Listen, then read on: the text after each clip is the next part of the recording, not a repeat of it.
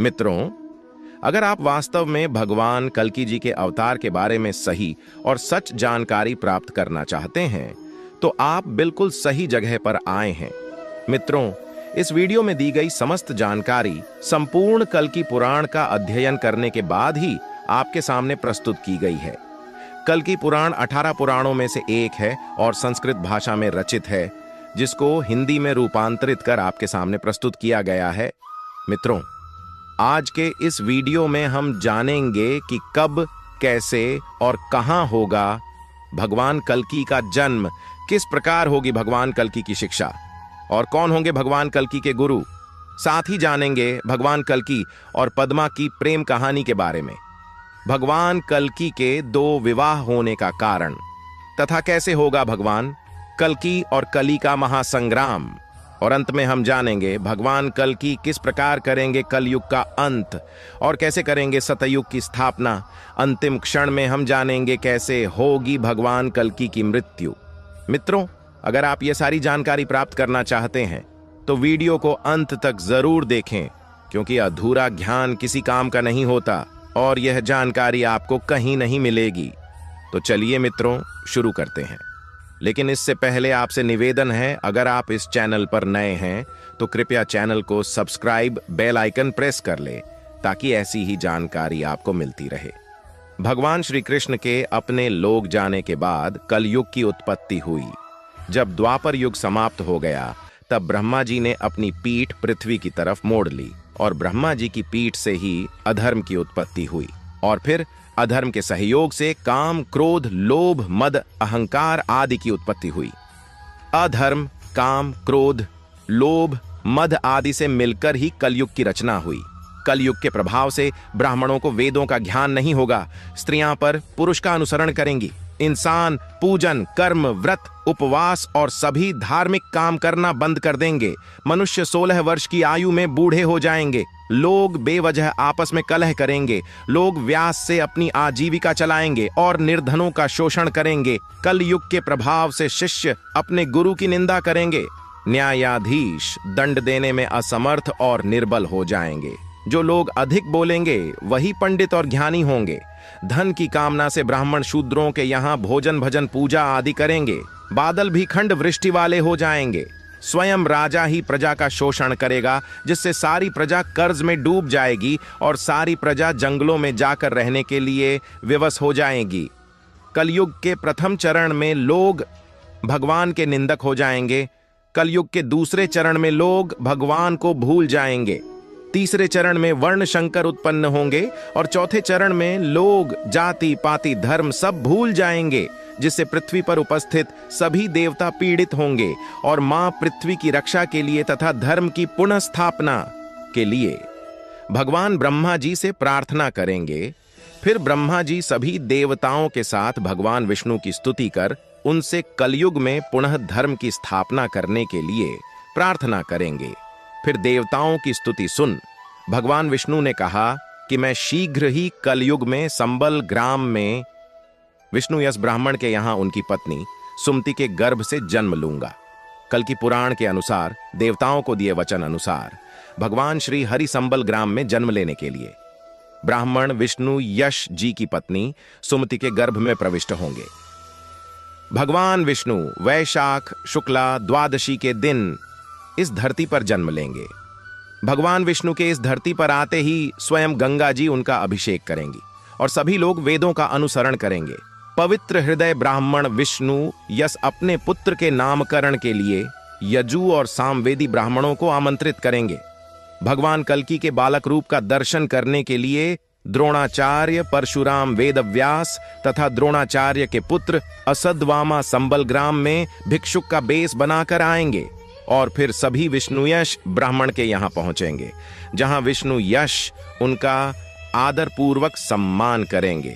सभी भिक्षुक ब्राह्मण विष्णु यश जी की गोद में बैठे भगवान कल्कि के बालक रूप का दर्शन कर उनको नमस्कार करेंगे।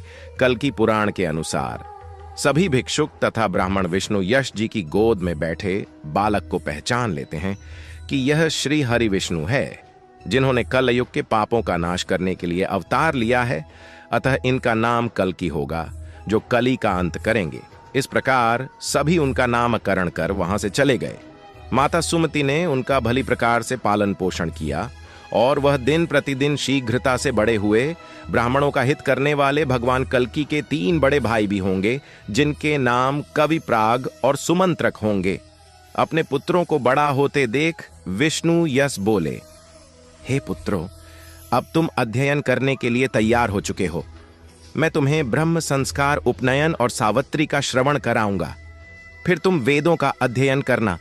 फिर भगवान कल्की अपने पिता से पूछते हैं, पिताजी, वेद क्या है और सावित्री क्या है? इस पर पिताजी उत्तर देते हैं कि वेद ब्रह्मा जी की वाणी है और सावित्री प्रतिष्ठा है। वेद 10 संस्कारों से युक्त ब्राह्मणों के पास ही निवास करते हैं, इसलिए मैं तुम्हें 10 संस्कार देकर तुम्हारा उपनयन संस्कार करना चाहता हूं। भगवान कल्की अपने पिताजी से बोले, पिताजी में 10 संस्कारों से युक्त और वेदों के झाता और तीनों लोकों की कामना पूर्ण करने वाले ब्राह्मण से शिक्षा ग्रहण करना चाहता हूं। ऐसा ब्राह्मण कहां है? इस पर पिताजी बोले, अधर्मी और ब्राह्मणों के शत्रु महाबली कली के सताने से सभी ब्राह्मण यह स्थान छोड़कर चले गए और कुछ ब्राह्मण जो शेष रह गए हैं वह कली के कारण अपने धर्म मार्ग से भटक गए हैं। तुम्हें ऐसे ब्राह्मण की खोज में यहां से दूर जाना होगा। फिर भगवान कल्की अपने पिता को वचन देते हैं कि मैं ब्राह्मणों के शत्रु कली का विनाश कर दूंगा और पुनः धर्म की स्थापना करूंगा। कल्की पुराण के अनुसार जब भगवान कल्की घर से गुरु की तलाश में गुरुकुल की ओर निकलेंगे, तब महेंद्रगिरी पर्वत पर रहने वाले परशुराम उन्हें अपने आश्रम ले जाएंगे। आश्रम पहुंचने के बाद परशुराम जी भगवान कल्की से कहेंगे, मैं भृगुवंश में उत्पन्न में जमदग्नि का पुत्र हूं और वेदों को जानने वाला तथा युद्ध विद्या में निपुण परशुराम हूं।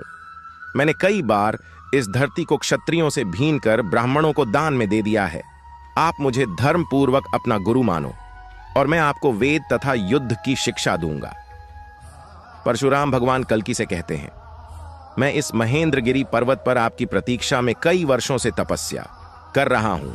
आप यहां अपने वेदों का अध्ययन कीजिए। भगवान कल्की परशुराम जी को पहचान जाएंगे और प्रसन्न होकर उन्हें अपना गुरु बना लेंगे। फिर भगवान कल्की वहां वेदों का अध्ययन करेंगे तथा 64 कलाओं का ज्ञान प्राप्त कर संपूर्ण विद्या में पारंगत होने के बाद भगवान कल्की परशुराम जी से कहेंगे कि जिस दक्षिणा के देने से मुझे सर्व सिद्धि की प्राप्ति हो तथा जिस दक्षिणा की प्राप्ति से आप संतुष्ट हो, वह दक्षिणा मुझे बताइए।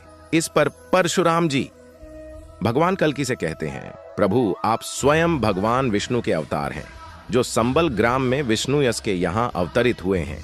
आपने मुझसे वेदों की शिक्षा तथा युद्ध शिक्षा प्राप्त की। अब आप भगवान शंकर से अस्त्र शस्त्र प्राप्त कीजिए तथा सिंगल दीप से अपनी पत्नी पद्मा को प्राप्त कीजिए और इस धरती पर व्याप्त अधर्म तथा कली का नाश कर पुनः धर्म की स्थापना कीजिए। यही मेरी गुरु दक्षिणा होगी। यह सुनकर भगवान कल्की अपने गुरु परशुराम जी से कहते हैं, ऐसा अवश्य होगा, और अपने गुरु को प्रणाम कर वह वहां से भगवान शंकर के पास अस्त्र शस्त्र प्राप्त करने के लिए निकल जाएंगे। फिर भगवान कल्की बिलबोधकेश्वर महादेव के मंदिर पहुंचेंगे। वहां भगवान शंकर का विधिवत पूजन कर और उनका हृदय से ध्यान कर उनसे शस्त्र प्राप्ति के लिए स्तुति कर शिव स्तोत्र की रचना करेंगे। भगवान कल्की के शिव स्तोत्र को सुनकर भगवान शंकर पार्वती सहित वहां साक्षात प्रकट होंगे और प्रसन्न होकर भगवान कल्की से वरदान मांगने को कहेंगे। भगवान शंकर भगवान कल्की को शीघ्रगामी अनेक रूपधारी गरुणश्व एवं सर्वज्ञ शुक्र प्रदान करेंगे। साथ ही रत्न स्वरूप महाकराल, अत्यंत चमकती हुई और पृथ्वी का भार सहन करने वाली तलवार भगवान कल्की को प्रदान करेंगे। फिर भगवान कल्की ने भगवान शंकर को प्रणाम किया और भगवान शंकर अपने धाम को चले गए। तभी भगवान कल्की भगवान शंकर द्वारा प्रदान किए गए गरुणस्व पर बैठकर तीव्र वेग से अपने ग्राम संबल पहुंचेंगे। वहां पहुंचकर अपने माता पिता तथा बड़े भाइयों को प्रणाम कर उन्हें भगवान परशुराम द्वारा दी गई शिक्षा तथा भगवान शंकर द्वारा प्रदान किए गए अस्त्र शस्त्रों के बारे में बताएंगे। फिर भगवान कल्की भगवान शंकर द्वारा प्रदान किए गए गरुण अश्व पर सवार होकर हाथों में तलवार धारण कर धर्म की स्थापना के लिए अपने नगर से बाहर निकलेंगे। भगवान कल्की राजाओं को उपदेश देते हैं कि वेद ही मेरा अंश है और जो ब्राह्मण वेदों का अध्ययन करते हैं और वेदों के द्वारा प्राप्त ज्ञान का संसार में प्रचार करते हैं, वह मेरी ही सेवा करते हैं। ऐसे ब्राह्मणों को मैं नमस्कार करता हूं। संध्या के समय सुखदेव जी भगवान कल्की के पास आए और भगवान कल्की से बोले, हे प्रभु, मैं सिंगल द्वीप गया था।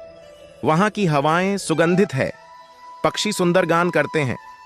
वहां के राजा बृहदत्त की एक पुत्री है जिसका नाम पद्मा है और उनकी माता कोमदी है। राजा की पुत्री का चरित्र पापों को नाश करने वाला है। उन्होंने बहुत समय तक श्री हरि को पति रूप में प्राप्त करने के लिए तप किया। फिर उनकी तपस्या से प्रसन्न होकर उन्हें भगवान शंकर ने वरदान दिया कि उनके पति स्वयं नारायण होंगे और भगवान नारायण के सिवा जो कोई भी उन्हें काम भाव से देखेगा वह स्त्री बन जाएगा। भगवान शंकर से मनचाहा वरदान प्राप्त करने के बाद पद्मावती अपने पिता के घर गई। बहुत समय बाद पद्मा के पिता ने अपनी पुत्री को विवाह योग्य जानकर उनके स्वयंवर का आयोजन किया। राजा बृहदत्त ने अपनी पुत्री के स्वयंवर के लिए गुणवान, बलवान और महान ऐश्वर्य वाले अनेक राजाओं को आमंत्रित किया। इस प्रकार सिंगल देश में पद्मा के स्वयंवर का उत्सव मनाया जाने लगा। विवाह की इच्छा से सभी देश विदेश के राजा अपनी सेनाओं सहित वहां पहुंचने लगे। सभी राजा अपने अपने स्थान पर विराजमान हुए। तब राजा बृहदत्त ने अपनी पुत्री पद्मा को स्वयंवर में बुलाया। वह अत्यंत ही सुशोभित थी। सुखदेव जी भगवान कल्की से कहते हैं कि मैंने स्वयंवर में देखा कि जैसे जैसे रानी पद्मावती आगे बढ़ रही थी, उनके रूप को देखकर सभी राजा मोहित हो गए और उनके मन में रानी को पत्नी रूप में प्राप्त करने की इच्छा जागृत हुई और काम भाव प्रकट हुआ और भगवान शंकर के वरदान अनुसार सभी राजाओं ने स्त्री का रूप धारण कर लिया।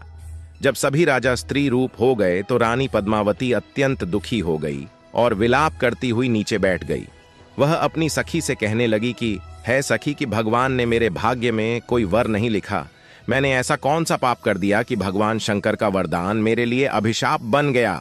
पद्मा भगवान विष्णु का ध्यान करते हुए कहती है कि अगर भगवान विष्णु ने मुझे पत्नी रूप में स्वीकार नहीं किया तो मैं देह त्याग दूंगी।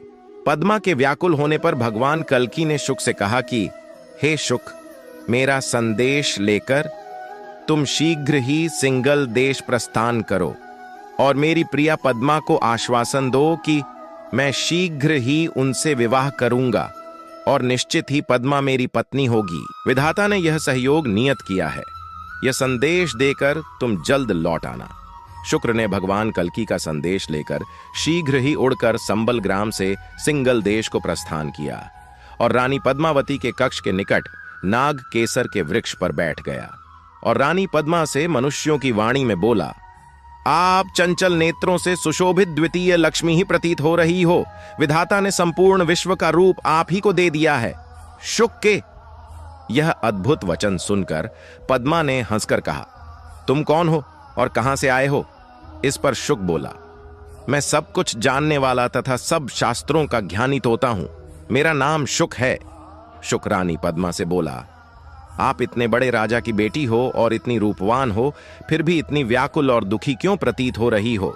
इस पर रानी पद्मावती बोली, उच्च कुल में उत्पन्न होने से ही सब काम सिद्ध नहीं हो जाते। जब विधाता विपरीत हो तो सभी काम निष्फल हो जाते हैं। हे शुक, यदि तुम्हें नहीं पता है तो सुनो।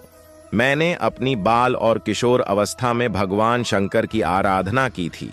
तब भगवान शंकर ने पार्वती सहित मुझे वरदान दिया था कि भगवान नारायण मेरे पति होंगे तथा भगवान नारायण के सिवा जो कोई भी देवता, दानव या मनुष्य मुझे काम भाव से देखेगा वह तुरंत ही स्त्री बन जाएगा। इसके बाद पद्मा ने शुक्र को शिव जी द्वारा बताए गए भगवान विष्णु की पूजन विधि के बारे में बताया। पद्मा शुक से व्याकुल होकर कहती है कि मैं बहुत समय से भगवान नारायण की प्रतीक्षा कर रही हूं। भगवान शंकर का वरदान मेरे लिए अभिशाप बन गया है। तब रानी पद्मा को व्याकुल देख शुक बोला, भगवान लक्ष्मीपति ने धर्म की स्थापना लिए ब्रह्मा जी द्वारा प्रार्थना करने पर संभल ग्राम में विष्णु यश के यहाँ अवतार ले लिया है। वे इस समय धर्म की स्थापना हेतु धर्म का प्रचार कर रहे हैं। ये सुनते ही पद्मा बहुत प्रसन्न हुई और उन्होंने शुक को रत्नों से सुसज्जित कर हाथ जोड़कर कहा, मैं जो कुछ भी निवेदन करना चाहती हूं तुम उसे जानते हो। तुम प्रभु से मेरी सारी स्थिति कहो और शीघ्र ही उन्हें यहां ले आओ। फिर शुक उड़कर संबल ग्राम में भगवान कल्की के पास पहुंचा। भगवान कल्की उसे रत्नों से सजा हुआ देखकर अत्यंत हर्षित हुए और शुक से बोले, मैं तुम्हारा ही इंतजार कर रहा था। तुम्हें इन रत्नों से सुसज्जित किसने किया? कल्की की यह बात सुनकर शुक ने उन्हें प्रणाम किया और पद्मा द्वारा कही गई पूरी कथा को कह सुनाया। भगवान कल्की ने जैसे ही शुक की बात सुनी, वह प्रसन्न हो गए और अपने अश्व पर सवार होकर शीघ्र ही शुक के साथ सिंगल देश को चल दिए। वह सिंगल देश के समीप एक वन में पहुंचे और वहां सरोवर में भगवान कल्की ने स्नान किया तथा शुक शीघ्र ही उड़कर रानी पद्मा के पास गया और उन्हें भगवान कल्की के आगमन की सूचना दी। शुक को देखते ही रानी पद्मा ने शुक से बोला, शुक तुम्हारा स्वागत है, तुम्हारा मंगल हो। मैं तुम्हारे जाने के बाद से ही अत्यंत व्याकुल हो रही हूं। इस पर शुक रानी पद्मा से बोला, अब आपको व्याकुल होने की जरूरत नहीं है।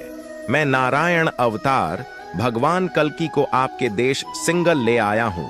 मैं उन्हें पास में सरोवर के किनारे छोड़कर आया हूं। यह सुनते ही रानी पद्मावती अत्यंत प्रसन्न हो गई। उनका सारा शोक दूर हो गया और वह अपनी सारी सखियों को लेकर पालकी में सवार होकर भगवान कल्की के दर्शन के लिए शीघ्र ही घर से निकल गई। रानी पद्मा सखियों सहित सरोवर के निकट पहुंची और उन्होंने वहां तेज युक्त भगवान कल्की को सुखपूर्वक सोते हुए देखा। उन्होंने देखा कि नील कमल के समान पीतांबरधारी, कमल जैसे नेत्र वाले विशाल भुजाओं वाले भगवान कल्की शिला पर शयन कर रहे हैं। उस अद्भुत रूप को देखकर पद्मा मोहित हो गई।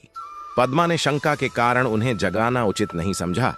उन्हें डर था कि कहीं भगवान शिव के वरदान के कारण भगवान कल्की भी स्त्री ना बन जाए। फिर पद्मा की मन की बात जानकर सब कुछ जानने वाले नारायण अवतार भगवान कल्की उठे। उन्होंने देखा कि लक्ष्मी रूप के समान पद्मा उनके सामने खड़ी है, सखियों सहित खड़ी। पद्मा को देखकर भगवान कल्की ने कहा, हे कांते, तुम मेरे पास आओ। तुम्हारे चंद्रमुख को देखकर मेरा सारा संताप मिट गया। फिर पद्मा ने भगवान कल्की को विष्णु रूप में जानकर उनकी स्तुति की और बोला, प्रभु आपके चरणों की रज पाकर मैं धन्य हो गई। फिर पद्मा भगवान कल्की के चरणों को स्पर्श कर अपने पिता के पास भगवान कल्की के आगमन की सूचना देने के लिए निकल गई। स्वयं नारायण अवतार भगवान कल्की के आगमन की सूचना पाकर पद्मा के पिता अत्यंत हर्षित हुए और उन्होंने भगवान कल्की का विधिपूर्वक पूजन किया। इसके बाद राजा ने अपनी पुत्री पद्मा का विवाह भगवान कल्की के साथ विधिपूर्वक कर दिया और अपनी कन्या का दान भगवान कल्की को कर दिया। फिर भगवान कल्की अपनी प्रिय पत्नी पद्मा को लेकर वहां से सिंगल द्वीप के लिए निकल गए। इस दौरान भगवान कल्की अपनी सेना सहित संबल ग्राम में पहुंच गए। भगवान कल्की ने पद्मा के सहित माता पिता के चरणों को स्पर्श किया। माता सुमति अपने पुत्र और पुत्र वधू को देखकर अत्यंत हर्षित हुई। रानी पद्मावती भगवान कल्की को पति रूप में प्राप्त कर अत्यंत ही हर्षित हुई। इसके बाद भगवान कल्की और पद्मा अनेक वर्षों तक संबल ग्राम में रहे।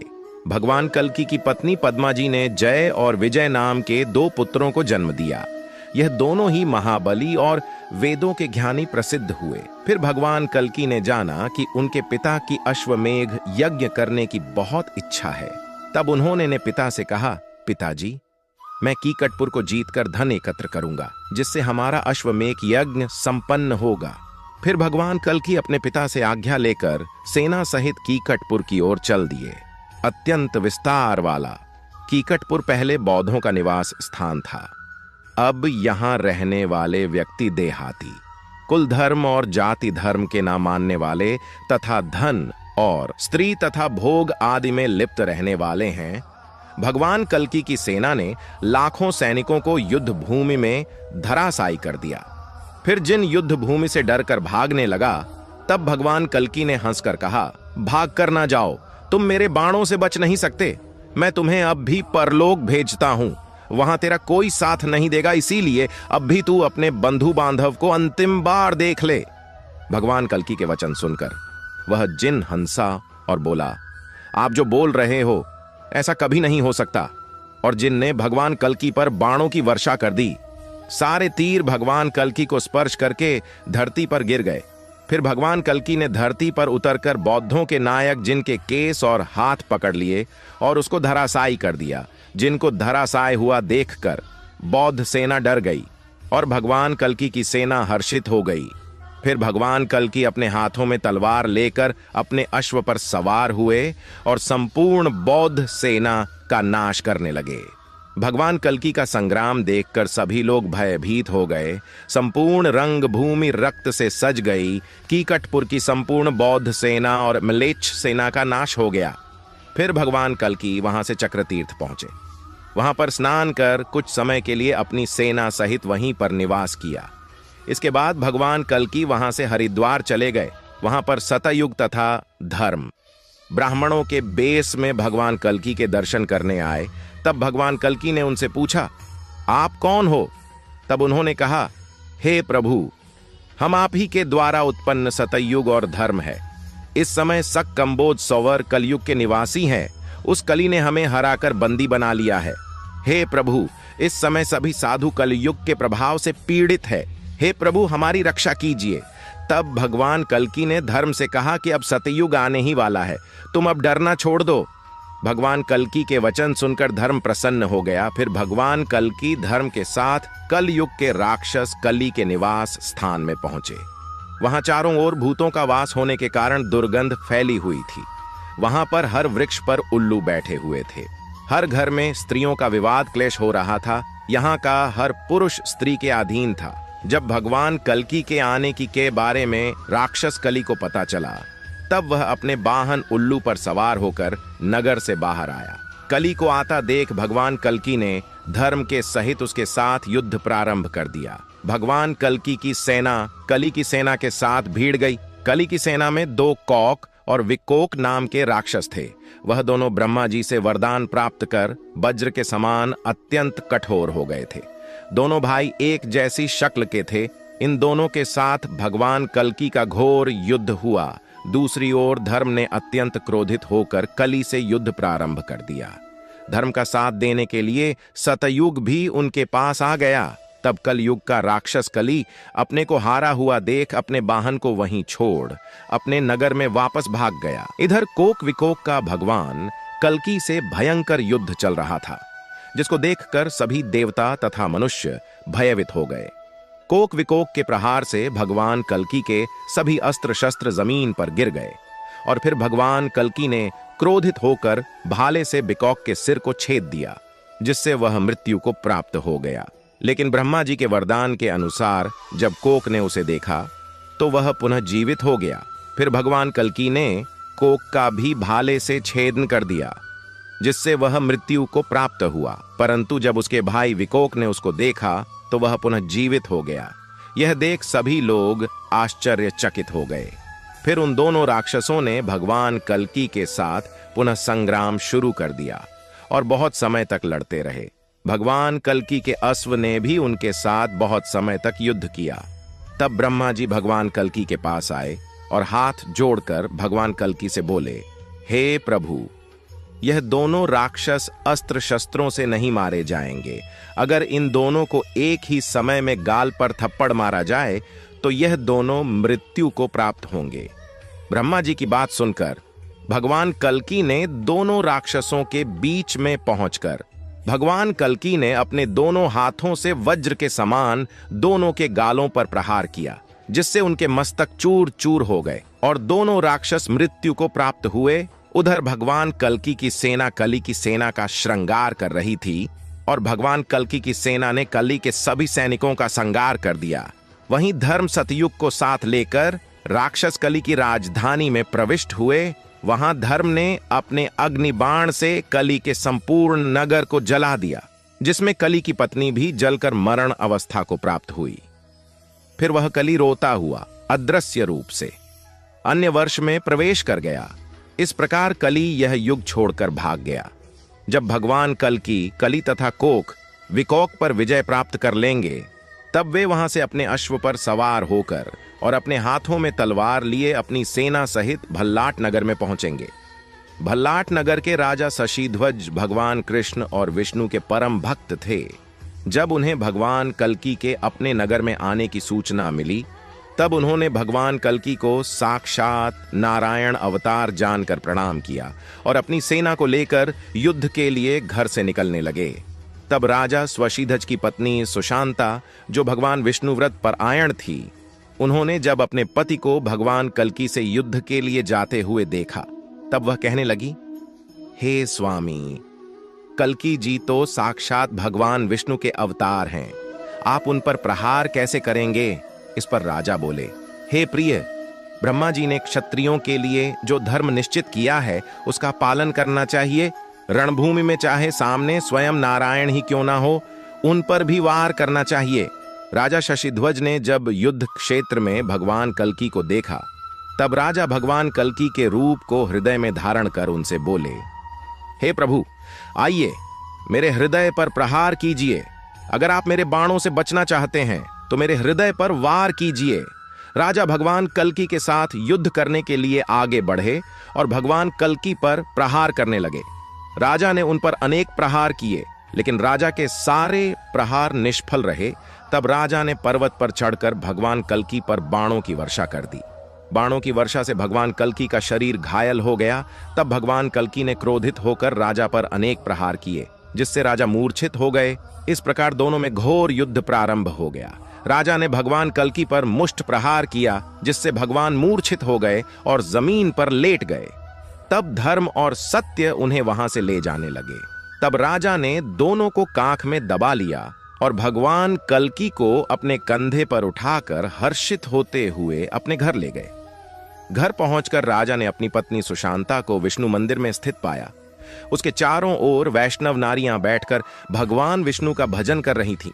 वह अपनी पत्नी से बोला, हे प्रिय, देवताओं की प्रार्थना पर जो भगवान संबल ग्राम में अवतरित हुए हैं, वह भगवान कल्कि मूर्छित होने का बहाना करके आज हमारे घर पधारे हैं। तुम धर्म तथा सतयुग के सहित इनका विधिपूर्वक पूजन करो। यह सुनकर राजा की पत्नी अत्यंत प्रसन्न हुई। राजा की पत्नी ने अनेक प्रकार से भगवान कल्कि का पूजन अर्चन किया और भगवान कल्कि से बोली, हे प्रभु, अपनी मूर्छा त्याग कर हमें दर्शन दो। हे प्रभु, आपके द्वारा ही समस्त जल, पृथ्वी, अग्नि, वायु का निर्माण हुआ है। आप चराचर जगत के स्वामी हैं। हे प्रभु, हमसे कोई गलती हुई हो तो हमें क्षमा करें। और अनेक प्रकार से भगवान कल्कि की प्रार्थना सुशांता द्वारा की गई। विनय पूर्वक प्रार्थना को सुनकर भगवान कल्कि उठे और उन्होंने अपने सामने रानी तथा साथ में सत्य और धर्म को देखा। उन्होंने देखा कि राजा शशिध्वज उनके पीछे खड़े हैं। तब भगवान कल्कि सुशांता से बोले, तुम कौन हो और ये बलवान राजा मेरे पीछे क्यों खड़े हैं? भगवान कल्कि ने धर्म तथा सतयुग से कहा, हम युद्ध भूमि को छोड़कर यहां कैसे पहुंच गए? भगवान कल्कि ने कहा, जब मैं मूर्छित हो गया तब राजा शशिध्वज ने मेरा वध क्यों नहीं किया? तब रानी भगवान कल्कि से बोली, मेरे पति यदि आपके प्रति शत्रु भाव रखकर आपसे युद्ध करते तो क्या वह आपको अपने घर इस प्रकार ला पाते? प्रभु, मेरे पति आपके दास हैं, इसलिए मैं आपकी दासी हूं। इस प्रकार आप प्रसन्न होकर स्वयं यहां पधारे हैं। इस पर भगवान कल्कि राजा से बोले, हे राजन, आपने मुझे सभी प्रकार से जीत लिया है। आपकी क्या इच्छा है? तब राजा ने अपनी पत्नी सुशांता की प्रेरणा से अपनी पुत्री रमा का विवाह भगवान कल्कि से कर दिया। कल्कि पुराण के अनुसार जब भगवान कल्कि अपनी पत्नी रमा जी और पद्मा जी के सहित संबल ग्राम में रह रहे थे, तो एक दिन परशुराम जी महेंद्रगिरी पर्वत के शिखर से उतरकर भगवान कल्कि जी के दर्शन करने संबल ग्राम पहुंचे। उन्हें देखते ही पद्मा और रमा जी सहित भगवान कल्कि जी ने उनका विधि विधान सहित हर्षित मन से पूजन किया। उन्हें अनेक तरह के भोजन करवाकर सुंदर शैया पर शयन कराया। जिस समय परशुराम जी विश्राम कर रहे थे, उस समय कल्कि जी ने उनके चरण दाबते हुए विनय पूर्वक उनसे कहा, आपकी कृपा से मेरे धर्म, अर्थ और काम इन तीनों वर्गों की सिद्धि हो चुकी है। इस समय राजा शशिध्वज की पुत्री रमा आपसे एक निवेदन करना चाहती है, उसे सुनने की कृपा करें। पति के वचन सुनकर हर्षित मन से भगवान कल्कि की पत्नी रमा जी ने परशुराम जी से प्रश्न किया कि ऐसा कौन सा जप, व्रत या नियम है जिसके करने से मुझे पुत्र की प्राप्ति हो? फिर परशुराम जी ने रमा जी को रुक्मिणी व्रत करने का उपदेश दिया। इसके बाद परशुराम जी वहां से चले गए। रुक्मिणी व्रत को करने से कुछ समय पश्चात भगवान कल्की जी की पत्नी रमा जी ने पुत्र को जन्म दिया। फिर भगवान कल्की सुखपूर्वक संबल ग्राम में निवास करने लगे। एक दिन सब देवता ब्रह्मा जी के साथ विमान पर चढ़कर भगवान कल्की जी के दर्शन करने आए और उन्होंने संबल ग्राम में पहुंचकर भगवान कल्की की स्तुति की। देवताओं ने भगवान कल्की से कहा, हे प्रभु, हम सब विपत्ति में पड़े हुए हैं और अपने पुत्र नारी के सहित आपके शरण में आए हैं। हे प्रभु, हम पर प्रसन्न होकर हमारी रक्षा कीजिए। देवताओं ने कहा, हे नाथ, अब यह भूमि सत्य और धर्म पूर्वक शासित है। यदि आपकी हम पर कृपा है तो इसे त्याग कर अपने बैकुंठ धाम के लिए प्रस्थान कीजिए। देवताओं के इन वचन को सुनकर भगवान कल्की जी अत्यंत प्रसन्न हुए और वह अपने सभी अंशों सहित वैकुंठ गमन की इच्छा करने लगे। तब उन्होंने अपने पुत्रों को बुलाकर तुरंत ही उनका राज्य अभिषेक कर दिया। इसके बाद उन्होंने संपूर्ण प्रजा को बुलाकर अपना वृतांत कहते हुए उन्हें सूचित कर दिया कि अब वह देवताओं के अनुरोध पर वैकुंठ धाम के लिए जाना चाहते हैं। ये सुनकर संपूर्ण प्रजा अत्यंत दुखी हो गई। सभी प्रजा उनसे कहने लगी, हे नाथ, आप सभी धर्मों के जानने वाले हैं। हे नाथ, हम भी आपके साथ चलेंगे। प्रजा के वचन सुनकर भगवान कल्की ने उनको ज्ञान उपदेश देकर समझाया और स्वयं वन की ओर चल दिए। चलते हुए भगवान कल्की गंगा जल से संपन्न देवताओं और मुनियों के हृदय को आनंद देने वाले हिमालय पर्वत पर पहुंचकर देवताओं के मध्य विराजमान हुए और वहां भगवान कल्की अपना चतुर्भुज विष्णु स्वरूप धारण करके अपने रूप का स्मरण करने लगे। पूर्ण ज्योतिष्मान सर्व साक्षी स्वरूप सनातन पुरुष परमात्मा कल्की जी सूर्य के समान तेज प्रकाश से प्रकाशित हो रहे। विभिन्न अलंकारों से युक्त वे स्वयं भी अलंकार के समान प्रकाशित हो रहे थे। शंख, गदा और धनुष उनके हाथों में सुशोभित है। जब भगवान कल्की जी विष्णु रूप में प्रविष्ट हुए तब उन जगदीश्वर के रूप के दर्शन से सभी जीव मोह माया से परे हो गए। अपने पति कल्की जी के इस अद्भुत रूप को देखकर रमा जी और पद्मा जी भगवान कल्की के प्रकाश की अग्नि में प्रविष्ट होकर भगवान कल्की में ही लीन हो गई और इस प्रकार भगवान कल्की इस धरा को छोड़कर बैकुंठ धाम को चले गए। कल्की पुराण सब शास्त्रों के अर्थों के तत्व का सार है। इस पुराण के सुनने से ही मनुष्य कामना मोहित हो जाता है। कल्की पुराण के सुनने तथा पढ़ने से चारों फल यानी धर्म, अर्थ, काम, मोक्ष प्राप्त होते हैं। यह कल्की पुराण प्रलय के अंत में श्री नारायण भगवान के मुख से प्रकाशित होकर संसार भर में फैला है। भगवान वेदव्यास जी ने ब्राह्मण के रूप में इस पृथ्वी पर अवतार धारण कर इस कल्की पुराण का वर्णन किया है। कल्की पुराण में कल्की भगवान विष्णु जी के परम अद्भुत प्रभाव का वर्णन किया गया है। जो लोग सज्जनों की संगति में, आश्रमों में, पुण्य क्षेत्रों में भगवान विष्णु के भाव में डूबकर सब पुराणों के सार इस शुद्ध कल्की पुराण का कीर्तन करेंगे या इसे सुनेंगे, उत्तम पुरुषों की मुक्ति अवश्य होगी। इस कल्की पुराण को विधि पूर्वक सुनने से ब्राह्मण वेदों के ज्ञान में पारंगत होंगे, क्षत्रिय राजा बनेंगे, वैश्य धनवान होंगे तथा शूद्र महान बनेंगे। कल्की पुराण के पढ़ने से और सुनने से पुत्र की प्राप्ति चाहने वाले को पुत्र, धन चाहने वाले को धन, विद्या चाहने वाले को विद्या मिलती है। अगर जानकारी अच्छी लगी हो दोस्तों तो कृपया वीडियो को लाइक कर चैनल को सब्सक्राइब करें, साथ ही बेल आइकन प्रेस करें ताकि ऐसी ही जानकारी आपको मिलती रहे। धन्यवाद।